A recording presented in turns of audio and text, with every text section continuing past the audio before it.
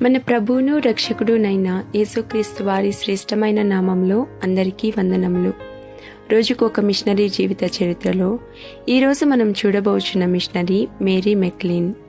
జననం 1857, మరణం 19/1/1943. స్వస్థలం ఆస్ట్రేలియా దేశంలోని పైరి.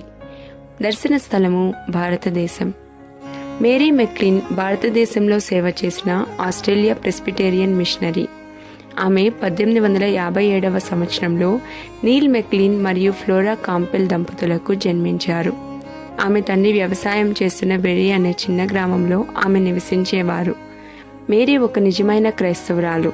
మొదటిలో ఒకే పట్టణంలోని పలు పాఠశాలల్లో ఉపాధ్యాయురాలిగా పనిచేసిన ఆమె చిన్నప్పటి నుండి దేవుని సేవ చేయాలనే బలమైన వాంఛను కలిగి ఉన్నారు. ఒకసారి ఆమె భారతదేశంలో జనానా మిషన్లను నిర్వహించిన శ్రీమతి లాంగ్హర్ట్స్ యొక్క ఉపన్యాసాన్ని వినడం జరిగింది. మహిళా మిషనరీలను మాత్రమే కలిగి ఉన్న ఈ జనానా మిషన్స్ నిర్బంధాలతో కూడి ఉన్న పరిస్థితుల్లో ఉన్న భారతీయ మహిళలను దర్శించి వారికి సువార్తను అందించేదిగా ఉంది. ఆ సమయంలో మహిళా మిషనరీల కొరకు శ్రీమతి లాంగ్హర్ట్స్ చేసిన విజ్ఞప్తికి మేరీ స్పందించి Presbyterian Women's Missionary Association of New South వేల్స్కు దరఖాస్తు పెట్టుకున్నారు. తద్వారా ఆమె భారతదేశంలోని తమిళనాడు రాష్ట్రంలో ఉన్న షోలింగర్ మిషన్ స్థావరానికి పంపించబడ్డారు. 1891 సంవత్సరంలో మేరీ షోలింగర్లో అడుగుపెట్టారు. అతి త్వరలోనే తమిళ భాషను కూడా నేర్చుకున్నారు. మంచి బోధన నైపుణ్యం మరియు ఆకట్టుకునే వ్యక్తిత్వంతో ఆమె ఉపాధ్యాయురాలిగా విజయవంతులయ్యారు. 1894 సంవత్సరం నాటికి మద్రాస్ చుట్టుప్రక్కల ఉన్న 5 పాఠశాలలకు పర్యవేక్షకురాలు అనగా సూపరింటెండెంట్గా అయిన మేరీ 1897 సంవత్సరం నాటికి శ్రీమతి లాంగ్హర్ట్స్ స్థానంలో మద్రాస్ మిషన్ యొక్క పర్యవేక్షకురాలిగా ఎదిగారు. ఆమె పర్యవేక్షణలో ఈసనూర్, రామకృష్ణపేటై, సోమసుందరం మరియు పరంజీ అనే చుట్టుప్రక్కల గ్రామాల్లో కూడా అనేక ప్రాథమిక పాఠశాలలు ప్రారంభించబడ్డాయి.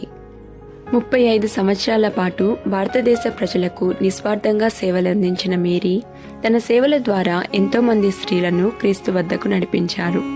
ఆమె పూర్త వ్యవస్థ యొక్క అవరోధాలను అధిగమించి విద్య, ఆరోగ్యం మరియు సువార్తను అక్కడి మహిళలకు అందుబాటులోకి తెచ్చారు.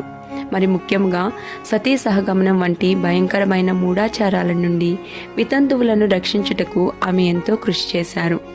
విద్యను అందించుటకు ఆమె చేసిన ప్రయత్నాలు సానుకూల సామాజిక మార్పును ప్రేరేపించడమే కాకుండా సమాజంలో సమానత్వాన్ని కూడా పెంపొందించాయి.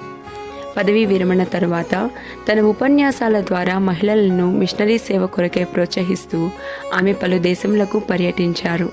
మిషనరీగా తన సేవలను విడిచిపెట్టిన తరువాత కూడా ఆమె సిడ్నీ ప్రెస్బిటేరియన్ చర్చి ద్వారా మిషనరీ సేవకు మద్దతునిస్తూనే ఉన్నారు. ఆమె చేసిన సేవలను పురస్కరించుకుని 1952 సంవత్సరంలో షోలింగర్లో మేరీ మెక్లీన్ పాఠశాల ప్రారంభించబడింది. ప్రియమైన వారలారా, మీరు చేసే పరిచర్య సమాజంలో సానుకూల మార్పును తీసుకుని వచ్చుటలో పాత్ర వహిస్తుందా? ప్రభువా, నా చుట్టుపక్కల ఉన్న పరిస్థితులలో సానుకూల మార్పును తీసుకుని వచ్చే సాధనముగా నన్ను మార్చుము. ఆమేన్.